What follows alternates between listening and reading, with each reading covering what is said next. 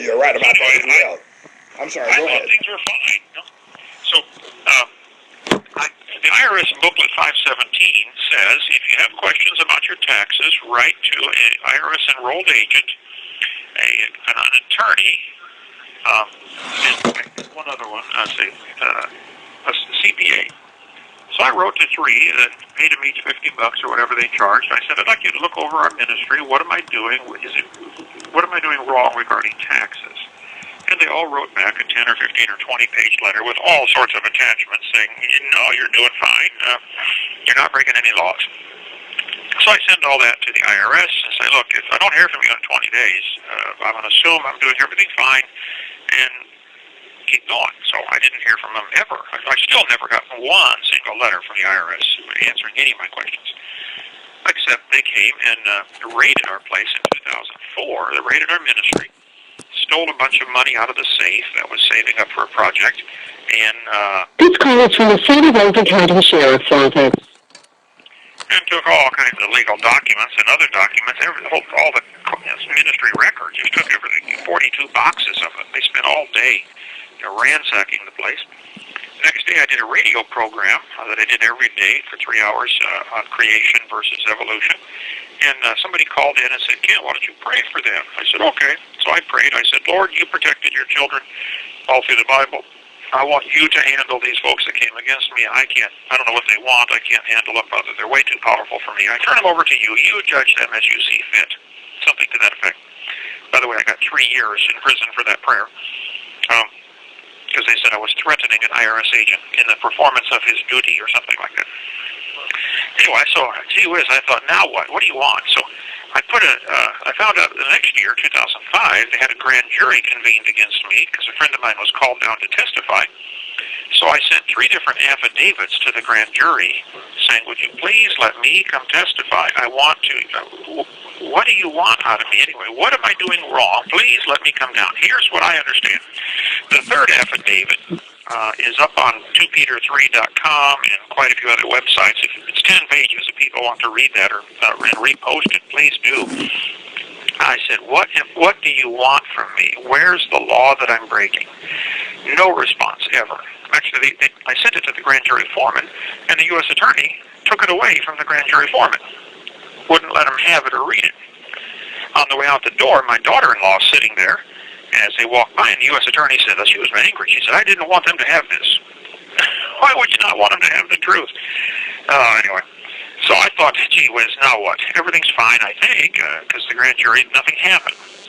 A year later, July 13th, the day before my wife's and I anniversary, 2006, they stormed onto the property like a SWAT team, like Barney Fife and Andy Griffith with their guns drawn, Right. And I'm reading my Bible 7:30 in the morning, getting ready for staff devotions. My wife is sleeping after finally getting to sleep at 3 o'clock. She had broke her tailbone years ago and just has a really rough time getting to sleep.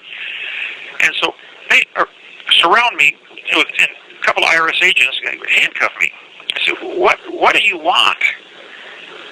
We have a warrant for your arrest. They showed me the warrant. I said, where's the affidavit attached to the warrant? The warrant's no good without an affidavit. We take that up with the judge. Same thing when they raided the ministry 2 years ago. I kept asking, where's the affidavit? Hello, this isn't a real warrant unless there's an affidavit. Well, of course, they didn't show it to me. They didn't have one, I don't think. So they arrested my wife. Agents surround her bed. She's in her nightgown, is sound asleep. She's 5 feet tall, 110 pounds. A grandmother, piano player, piano teacher, most godly woman you'd ever want to meet.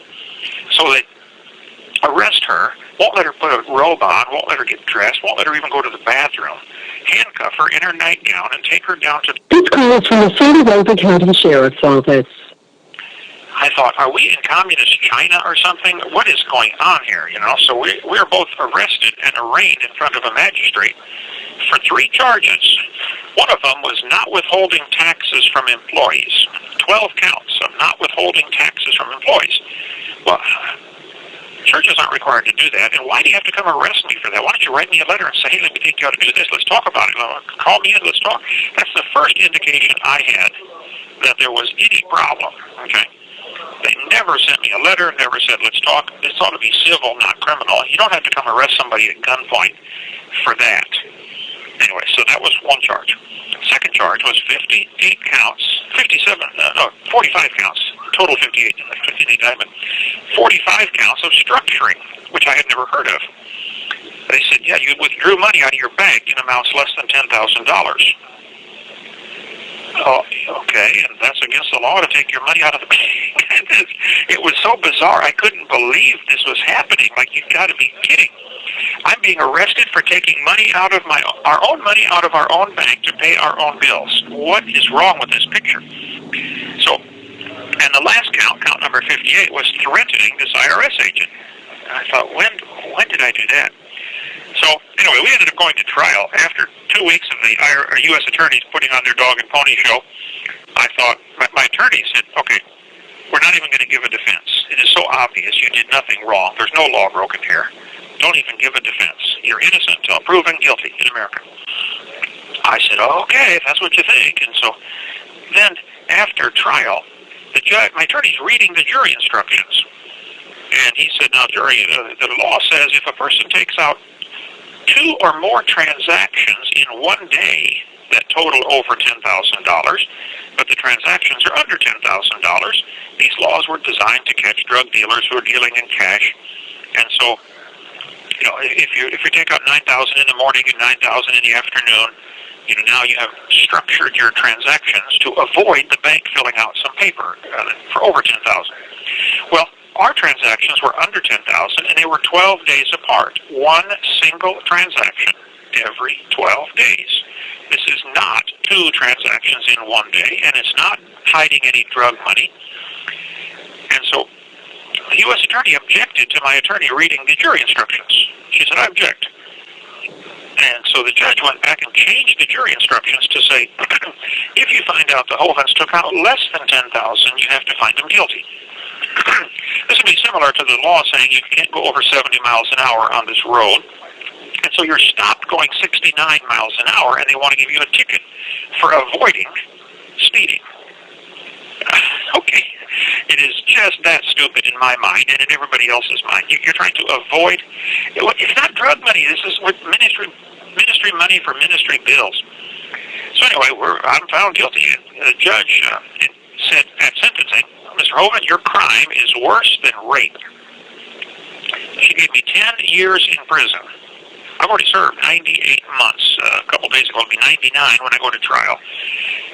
My crime is what crime at all? I don't understand. So, I'm taken straight to prison. My wife is sentenced to 1 year and a day, and her attorney fights it for a while and gets it delayed, and finally she ends up going for 9 months to prison. The most sweetest. We've been married 41 years. The sweetest, most godly woman you'd ever want to meet.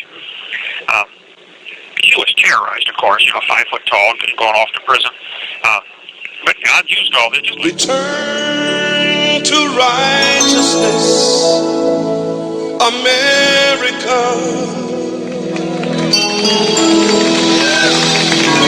We're fixing them up for staff housing, and then if we needed the property, we'd have it to be able to expand onto. So we're hiring college students to go down and get stuff. You have 60 seconds remaining. I'll call right back when it goes dead, brother. I have to call in less than a minute to continue the interview. And we will receive your call when you call right back. I have a lot of questions I'd like to ask, but continue until your time expires, okay, and we will continue with your return call. All right. So anyway, they said, now you owe that money that was structured. You owe to the government $400,000. So what? It was spent 3 years ago. It's gone. What do you mean I owe it to the government? But then they found out I don't own anything. I took a vow of poverty. I live in a church parsonage. I drive a church van. I don't own anything. So they said, we want to seize the church ministry property to pay this tax bill. Well, it's not a tax bill. It's structuring. I said, you got to be kidding. Okay, let me call right back and finish this up. Right back. All right, we will wait for your call. And to everyone listening, you need to know that we're taking a live call from the Santa Rosa County Jail Sheriff's Department in the Florida area, Panhandle of Florida area. We're talking with Kent Hovind, who's been incarcerated now for 9 years, as he's just explained, regarding tax charges that have been leveled against him by the IRS, and he's going through the list of how those charges Prepaid call from were leveled against him, and you're going to an hear the inmate operator at from the the Santa Rosa prison County Sheriff's Office. This call will be facilitating recorded and the call monitored. coming Your through. I will back pay continue to account talk balance is during this process, and we will continue our interview with Kent For customer Hovind assistance as soon during as he is inquiries or reconnected to block again. future calls, But we dial are making every attempt to try to bring exposure to what has happened to 1-877-650-4249. To hear the cost Kent of this Hovind with call, his press 8 Baptist now. Faith To Fellowship accept this Church call, there press 5 now. that has To been decline this call is convicted subject to monitoring and recording. not Do paying not use taxes and three-way or also of call waiting structuring, as he features has during this outlined, call. Thank you of for taking money out of the using your bank Airtel link. that does not equate to $10,000, raising the ire of the IRS to question that amount being taken out. And so he's been convicted on that as well. And also a prayer that was uttered, which could very well be considered biblically an imprecatory prayer. However, it was not that. But there are prayers that the Bible does allow, which are called imprecatory prayers, where you can pray for those that you might consider your adversaries, and it's all biblically sound under the prayers of David. He was sentenced to 3 years for that prayer on a radio broadcast. And so we are awaiting for him to be reunited. Do we have him now? All right. Kent Hovind, do we have you again, sir? Yes, sir. Good to be with you. All right. Let's get started with a couple of things here. The IRS began to send you notices regarding your failure to pay taxes or at least meet their tax code. You then took those letters to a CPA, a certified public accountant, and had them review your tax system as you were operating a church, a not-for-profit organization. And what I understand your initial comments were is that the CPA said that you were in line with IRS and compliant with their rules. Is that right?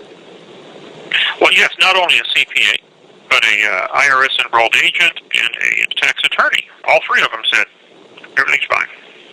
So now, how do we get from an IRS agent, a tax attorney, and a CPA saying that your tax structure at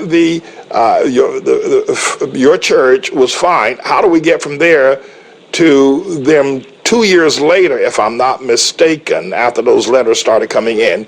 It was 2 years intervening that they then at 7:30 in the morning break down your door, or at least they come in stormtrooper fashion. How do we get from there to the initial arrest? I absolutely cannot comprehend it, brother. It just blows my mind. I don't know what their thinking was. The things that the letters were about were my personal taxes. They arrested me instead without any warning and without any letters ahead of time for not withholding taxes from employees, which, if you look at the Internal Revenue Code, which is like trying to understand a bowl of spaghetti. I mean, it's so complicated, all these crazy laws.